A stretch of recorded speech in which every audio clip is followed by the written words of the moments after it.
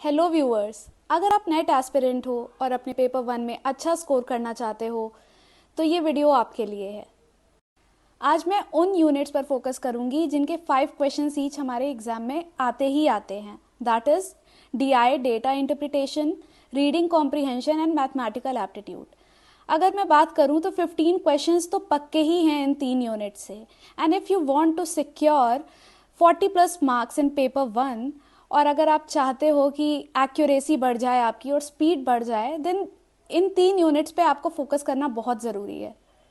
My tip is आप तीनों unit से 5-5 क्वेश्चंस डेली बेसिस पर सॉल्व करो। इससे आप अपनी एक्यूरेसी बढ़ा पाओगे और अपनी स्पीड बढ़ा पाओगे।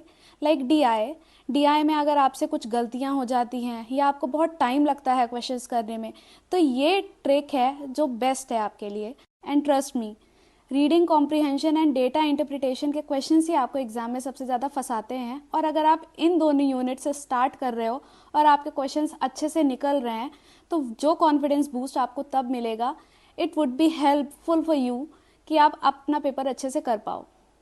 नाउ सपोज आपने डीआई के 5 क्वेश्चंस डेली किए for a period of 1 month. आपने 150 क्वेश्चंस कर लिए हैं प्रैक्टिस। ये 150 क्वेश्चंस बहुत होते हैं। अगर आपने इसमें गलत भी किए हैं तो कोई बात नहीं है, आप गलतियों को सुधारिए और अपनी स्पीड पे और अपनी एक्यूरेसी पे ज़्यादा फोकस करिए। सिमिलरली, अगर आप रीडिंग कॉम्प्रिहेंशन के 5 क्वेश्चंस डेली करते हो और एक मंथ में आप 150 क्वेश्चंस कर लेते हो, तो it would develop a reading habit in you. और वो रीडिंग हैबिट आपको पेपर अटेम्प्ट करने में बहुत ज़्यादा हेल्प करेगी और आपका बहुत ही ज़्यादा टाइम सेव करेगी।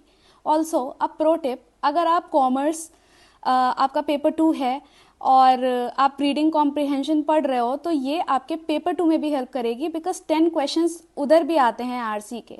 तो 15 questions means a lot. 30 questions सिर्फ आरसी के आ रहे हैं अगर, और आप डेली डेली प्रैक्टिस कर रहे हो, आपकी एक्यूरेसी अच्छी है, तो येस, आपके बहुत ज़्यादा चांसेस है कि आप जेआरएफ क्लियर कर सकते हो।